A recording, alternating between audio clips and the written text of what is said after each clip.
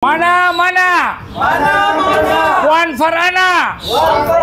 Kami sangat rindu nak jumpa Puan Farhana. Turunlah sikit. Kami pembayar cukai pintu, cukai taksiran. Farhana mana hilang? Mungkin Datuk kalau dia tak turun juga mungkin pergi ke lebih besar. Tidur sini. Tidur. Tidur sini. Besok Christmas kita merayakan Christmas di sini. Kita merayakan Christmas di sini. Pintu hadapan. Tengok, kita datang Majlis Daerah Kampar untuk menyerahkan memorandum. Ini adalah penduduk-penduduk berbilang kaum, India, Cina, Sing, semua ada. Rungutan mereka bayar 2,500 hingga 3,000 apabila pemaju tersebut yang nama semua ada dalam.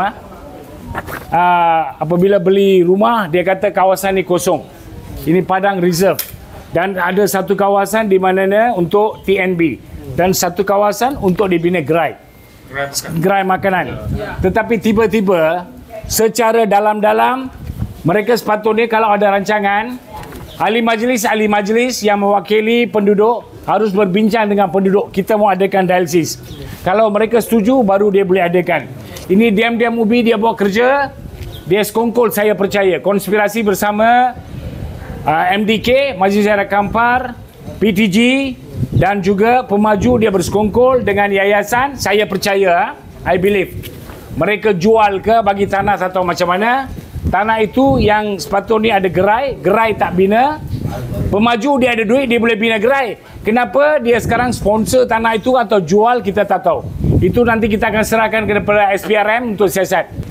Tengok, kita datang sini, dia kena tahu hormat. Panggil dia punya wakil, datang, serah. Senang saja. Serah saja. Kita nak serah. Serah saja. Jangan serah. Kita ini cuma meminta. Kita datang secara aman dan damai.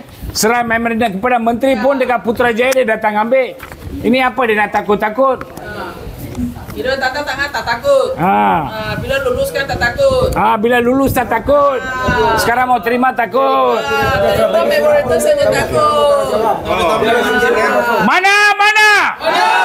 Mana keadilan? Kenapa? YDP tak turun. Turun segera. Hormat rakyat. Yang bayar. Cukai pintu. Kenapa? YDP rakus sangat. Turun segera. Ambil memo. Memorandum. Kampar adalah satu kubu kuat DAP. Kita tahu, ini semua adalah pengundi-pengundi Kampar. Mereka saya percaya telah penyokong kuat DAP. Tak nampak muka pun adun daripada DAP dan juga ahli parlimen Kampar yang hebat berkokok di parlimen, buat kacau bilau di parlimen. Tapi masalah rakyat di sini Kampar, langsung dia tak peduli. Tak peka terhadap perkara macam ini. Hari ini rakyat sendiri kena datang. Apa gunanya ada wakil rakyat?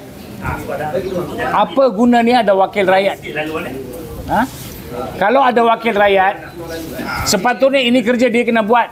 Dia kena bercakap dengan YDP, dia kena bercakap dengan pegawai daerah. Dia adalah wakil yang telah dipilih oleh rakyat. Tetapi ini celakapnya ahli parlimen dengan adun, dia langsung tak peduli. So apa gunanya dia bulan-bulan makan allowance, gaji buta, allowance buta. Jadi ahli parlimen dan juga adun. Sekarang rakyat kena duduk dekat seri tangga, tunggu itu YDP. Ini orang pun tak mau mari terima memorandum. Adakah ini adil?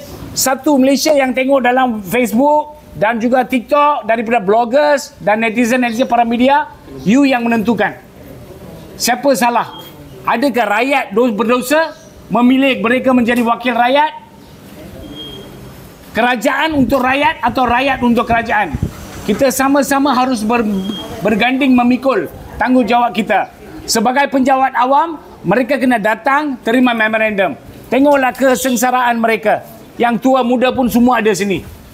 Mereka tidak mau bukan membantah pusat dialisis, tetapi tidak mahu pembinaan pusat dialisis di kawasan itu kerana kawasan itu reserve yang telah dijanjikan pemaju kepada mereka. Tidak ada apa-apa bangunan. Kita akan hantar satu memorandum kepada Datuk Seri Zul, iaitu Menteri Kesihatan di Putrajaya. Kita akan hantar. Macam manakah dia bagi kelulusan untuk pusat dialisis? Adakah garis panduan betul-betul ada syarat dia ikut? Ya, ini adalah contoh-contoh di mana kerajaan tempatan di bawah Ngah Komeng, PBT yang pihak berkuasa tempatan semua di bawah Ngah Komeng. Oleh kerana menteri dia sangat angkuh, Ngah Komeng action sangat, ikut dia punya kuncu-kuncu semua action.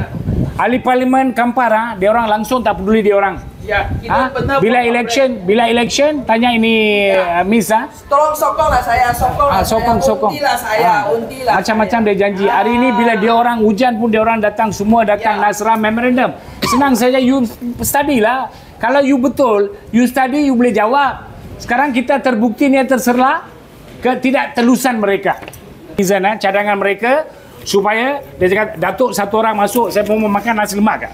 Dan masuk dia serap memorandum. Saya sebagai aktivis sosial mewakili penduduk sini, saya minta dia orang datang. Ini netizen share. Okey. Sekarang saya tanya kepada penduduk sini. Saya memang tak mau masuk. Saya lantik satu wakil bagi pihak penduduk pergi serah memorandum. Boleh ya? Boleh. Okey ya. Siapa mau jadi wakil? Pergi terima. Pengurusi. Ni baik kurang. Okey. Kita warna kulit sekarang. Mr. Guna, saya tak masuk. Okey. Mr. Guna sebagai wakil penduduk telah masuk dalam sebab dia minta Datuk masuk, Datuk tak masuk. Dia wakil Mr. Guna, wakil penduduk pelbagai kaum Dia pergi sana serah memorandum dan telah chop lah. Okey. Kita akan dua perkara kita akan buat. Satu lagi memorandum akan diserahkan kepada Ngah Komeng di Putrajaya dan kepada Datuk Seri Zul, Menteri Kesihatan. Bagaimanakah mereka, saya percaya garis panduan tidak diikuti, tidak dipatuhi dalam hal pembinaan pusat dialisis. Ini adalah kawasan perumahan. Kawasan perumahan, saya percaya mereka tidak boleh suka-suka bina pusat dialisis. Lagipun dia kena ikut banyak perkara 583 dengan terang ni menjelaskan apa dia punya kesalahan, di mana saya akan dedakkan di press statement dekat di Putrajaya. Okey. Next selection bagi macam Sabah lah. Bagi macam Sabah. Okey. Sabah bagus tau. Ya. Bagi macam Sabah. Kita cuma mengeluarkan suara kita secara masa undi. Biasa kita suara you tak mau dengar, masa undi kita suara.